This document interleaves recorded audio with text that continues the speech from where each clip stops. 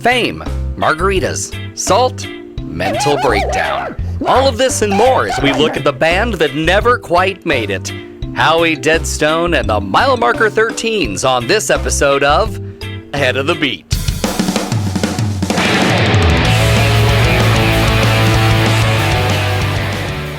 Yeah, we all met at the Florida Keys Community College. We were all there studying, trying to get our undergrad in coral reef studies.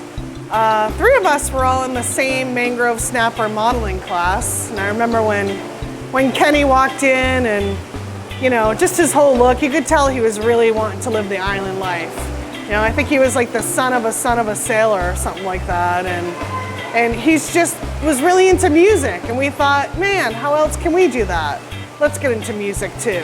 So I was living a marathon for a while, but I always dreamed about going the extra 30 miles to really live out the island life. And there was this one particular harbor that I really loved. I mean, Marathon has Sombrero Beach, but it doesn't have harbor life. You know what I mean? You know, FKCC, it only takes a couple hundred transfers a year, so I was real lucky to get in. And I jumped at the opportunity. And when I met those people, I knew I'd gotten real lucky. I knew I was in the right place.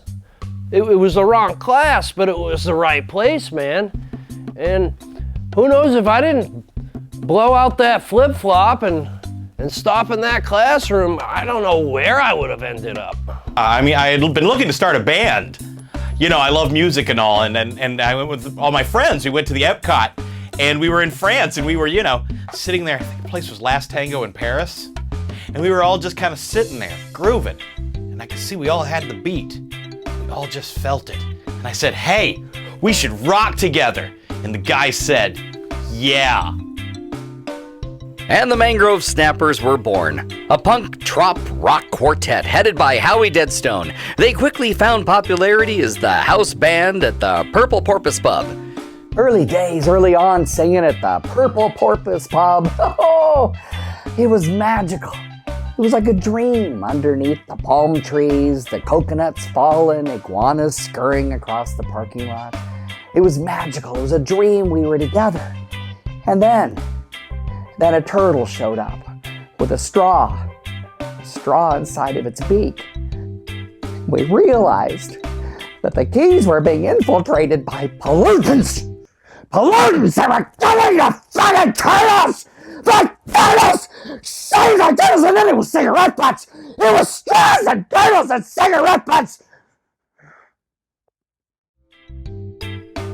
We all were hoping for it, and one day we got the call. We were going to the big leagues. We were going to Key West. Well, we were going to Stock Island. First, we were going to Rockland Key. I wasn't excited about Rockland Key. But then we played Hurricane Hole on Stock Island, and that was pretty much the dream come true. We were going to the show. You know, we started jamming and just the crowd wasn't into it. So I was like to Howie, let's just go for it. And we did. We launched into the greatest song ever written, Margaritaville. We played everywhere. We played Outback. It was like we were in the Australian Outback when we played there. It was magical. And then we played the Stick and Stein. Oh, that sound of clacking pool balls. But we knew we were living on borrowed Key West time.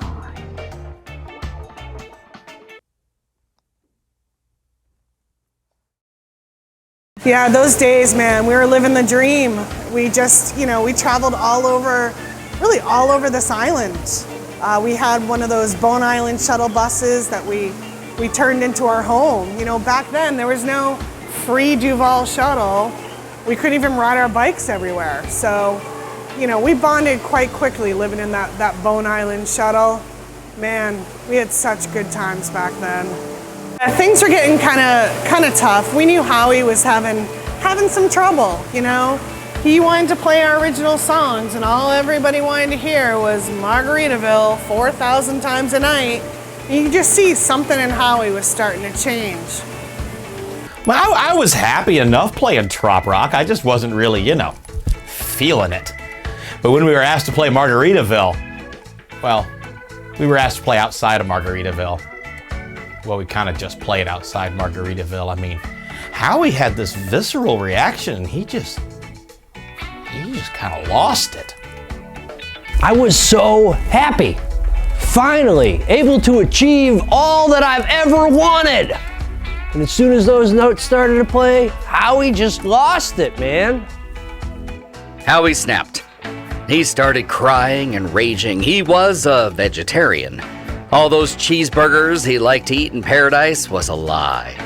He couldn't hear any Trop Rock anymore without going into a rage.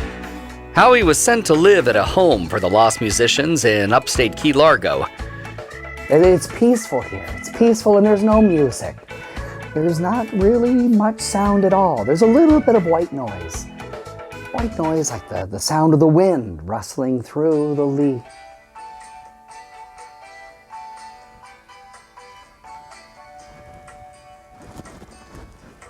Music. I'm hearing music.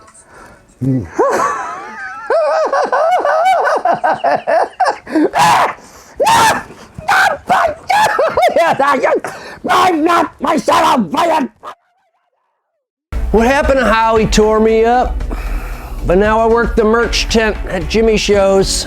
I mean, we're great friends. Yeah. I never make it back to Key West, just like Jimmy. But I really do miss those people. Oh, what am I doing now? Oh, it's pretty cool. I went back to my roots. My family's German. And so I am now in a German death metal band.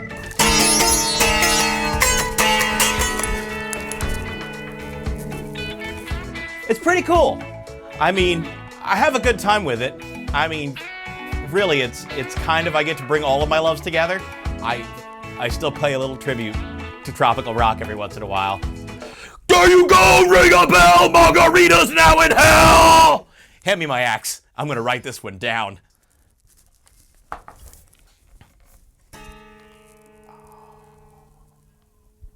So we all kind of scattered for a while. We live in different parts of Key West. We don't really run into each other that often. I think we kind of all, don't want to avoid that awkward run-in, so we all go to Fosto's at different times. But I'm living my dream now. Look at me, the Key West Aquarium. I started a program here a number of years ago where we started off training sharks to be emotional support animals, nurse sharks. And it didn't really work that well. It's hard to keep them moving. We moved on to fish. I think fish are a great comfort to people. Wait right there. Wait. It's a good boy. It's a good boy. Good. Down, Pepe, down. It's hard to get them on the planes though. Some of the bigger fish and only that 3 ounces of water that TSA allows.